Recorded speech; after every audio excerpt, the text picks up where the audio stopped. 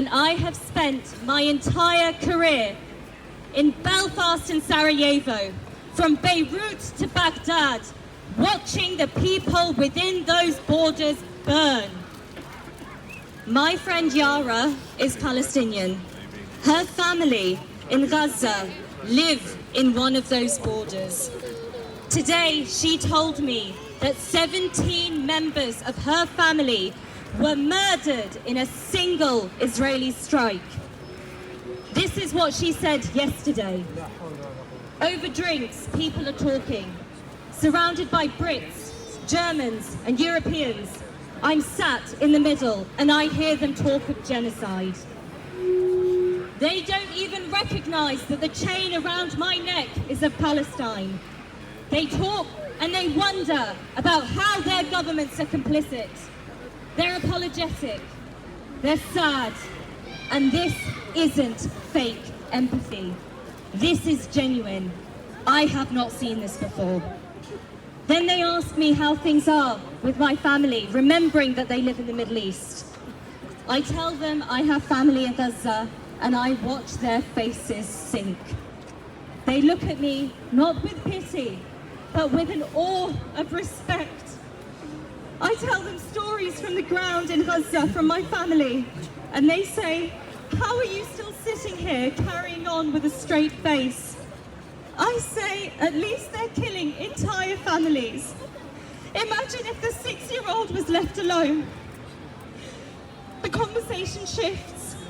They ask what I'm doing for my birthday this weekend, and I tell them one way or another, I am making it to the protest, to a protest. They ask more. They ask if it's true that the protests are getting violent. Note, they're finally questioning the media narrative. Finally. I say, well, at protests, we chant for a free Palestine. And I know that there are some people who are threatened by that prospect. And I invite those people to dig a little deeper. Why are they threatened by a population calling for freedom? Supremacy, they ask me, ironically. The German turns around and tells me, I am ashamed that my country is using the excuse of our past to justify outlawing any criticism of Israel, or worse, any sentiment that is pro-Palestinian, pro-humanity. Keep talking, keep protesting, and keep sharing, Yara says. There's been an outpouring of humanity. Don't lose the momentum. Now, Yara's suffering is not unique. Not unique because 1 in 3 refugees around the world is Palestinian. And this is now a global pain. Every day since this tragedy broke, we have been subject to a global gaslighting.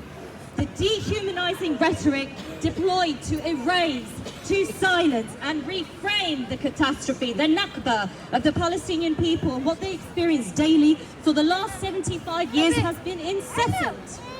Tell me, if collective punishment is a war crime, if the 4th Geneva Convention prohibits the targeting of civilians, if 2.2 million Gazans are entirely trapped with no food, no fuel, no water, and no electricity, if 1 million children live in Gaza, if this amounts to genocide, then how can almost every political leader refuse to condemn the Israeli government?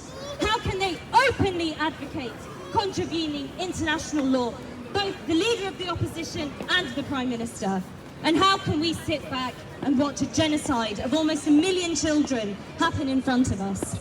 The answer, my friends, is that we can't allow this, and you coming out in your numbers tonight at 2 days' notice shows that we can't allow this.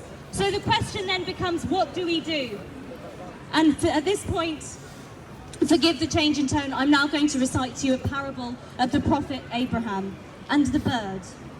According to this parable, when Prophet Abraham was cast into the fire by a tyrant king, this spectacle was met with horror by a little bird. It spread its wings and flew to a nearby river, and it filled its beak with water. The bird carried these meager drops of water to where the fire was lit, and it kept going back for more.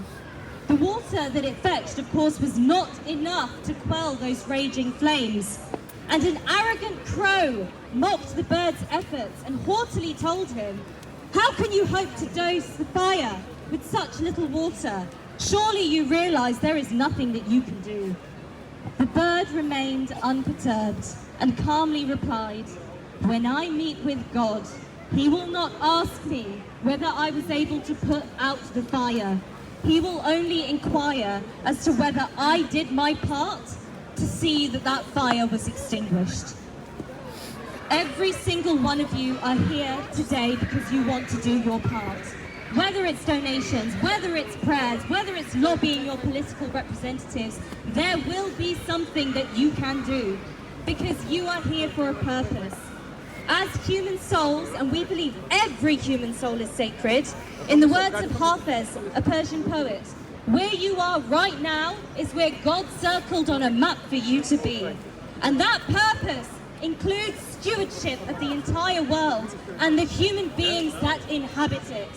And those human beings include the Palestinian people, despite what the media might tell you.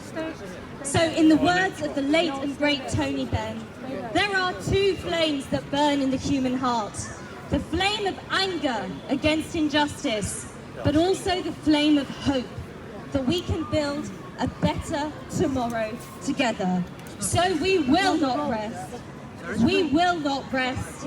We will not rest until Palestine is free. Free, free Palestine! Free, free Palestine! Free, free Palestine! Since the siege on Gaza, this is the fifth and the most deadly major military assault carried out by Israel. We are witnessing a genocide unfolding right in front of our eyes, just as we saw 75 years ago, when Palestinians were given the choice to either be forcibly evicted and made refugees or to be massacred. This cycle continues and is aided by our government, who have been complicit in the illegal occupation of Palestine ever since the signing of the Balfour Declaration in 1917. So we ask the Prime Minister and the government, where is your humanity when entire generations of families are being wiped out in Gaza? Where is your humanity when homes, hospitals, masjids and churches are being carpet bombed with illegal white phosphorus bombs? Where is your humanity when almost 3,000 children in Gaza have been killed in just under 3 weeks? Our government has the responsibility to uphold international law and must call for an immediate ceasefire. Israel have been allowed to wage their war crimes for 75 years, and we are yet to see them being condemned and held accountable for these war crimes. The double standards are appalling.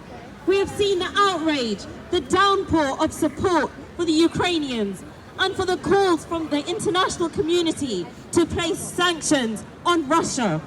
But where are the sanctions on Israel? Injustice everywhere should infuriate us, not just when it occurs in Europe. For 75 years, Palestinians have had to continuously prove to the world that they are the victims of violence, occupation, apartheid, ethnic cleansing, and genocide. Yet our world leaders continue to turn a blind eye. But we, my friends, have not.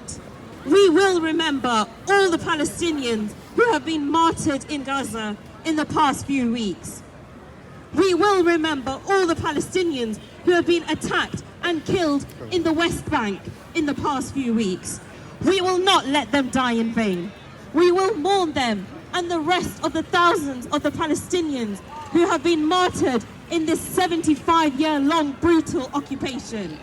We will remember all the Palestinians in our du'as, and we will continue to protect the holy sanctuary of Masjid al-Aqsa. We will continue to lobby and put pressure on our MPs to call for an immediate ceasefire and for immediate sanctions to be placed on Israel.